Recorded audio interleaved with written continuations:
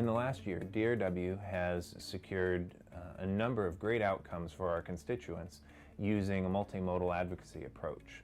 We help build coalitions, we work collaboratively with stakeholders, we work collaboratively with state agencies. Sometimes we file lawsuits, but we also do investigations and can sit down with people and develop creative solutions. And we did all of those things in the last year. There's a concerted effort to go out into communities, into facilities, and even within government to say, hey, what do you think the protection and advocacy system for Washington State should be focusing on?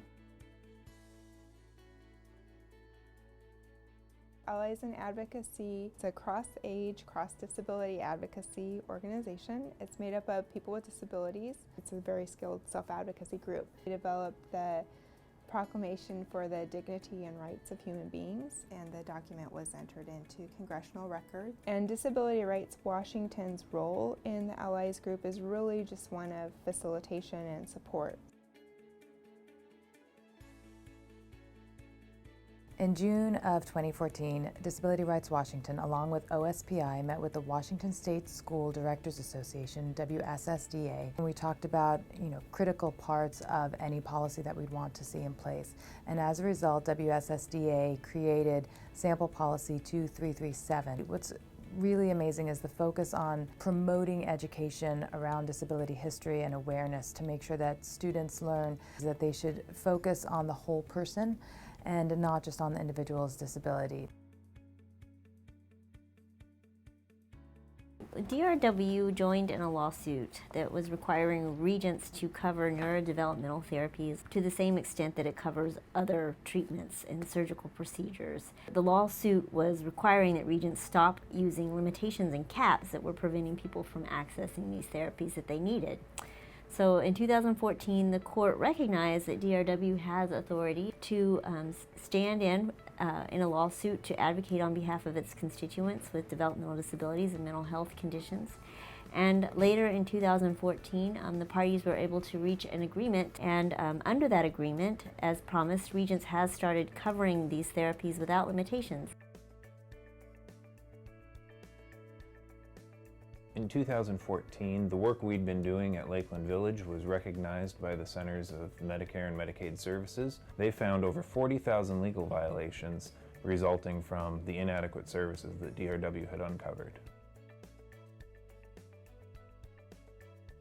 So in 2014, DRW started a new project, the Amplifying Voices of Inmates with Disabilities project. It focuses specifically on working with prisoners with disabilities in our state prisons. We've had a really good collaborative relationship in working with Department of Corrections to help people with disabilities in prison. And through that partnership, we were able to accomplish the eliminating the self-harm infractions for inmates with behavioral disorders and mental illness. Inmates were being infracted for behaviors related to their disability. So we were able to eliminate those infractions coming from self-harm behavior. After the TR lawsuit settled at the end of 2013 and was approved by the court, we have been meeting regularly with the state to plan the implementation of the settlement agreement. Over a period of time, every youth in the state who might need these services and be eligible for Medicaid can access the intensive in-home services that the TR settlement is designed to deliver.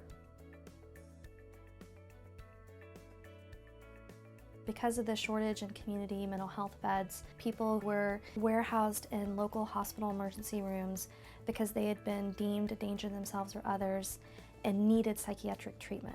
Warehousing individuals that need treatment but not giving them treatment violates their civil rights and liberty interests.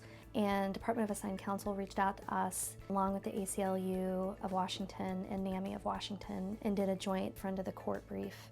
An outcome of that is the governor and the head of DSHS requested emergency funding to create more evaluation and treatment beds where these individuals could go and get the treatment they have been court ordered to receive. And so that was a really good outcome, again, working with lots of partners in Washington State. We compiled a report entitled Hours That Count. The main goal of the report was to try to bring more integration to employment supports for people with developmental disabilities in Washington. We were finding enclaves of workers who never had opportunities to interact with other coworkers who didn't have disabilities, or minimal opportunities to interact with coworkers without disabilities, and minimal or no opportunities to interact with the public or customers at large.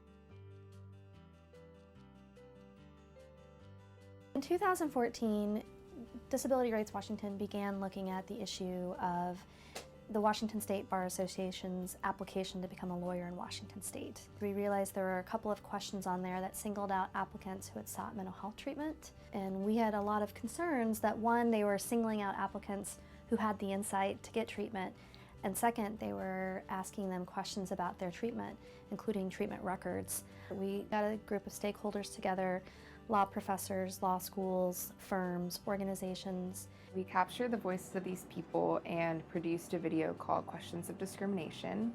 The video helps send the message to the bar that whether or not a person seeks mental health treatment shouldn't determine whether they're fit to practice law. And the final step will be to get approval from the Washington State Supreme Court. As you can see from that wide range of subject areas, we're going to have to use a wide range of advocacy modalities to tackle those problems. And really the only thing that holds us back from doing even more is limited resources. The more support we get from the community, the more we're able to turn around and support the community in being as inclusive and supportive an environment for people with disabilities as it possibly can.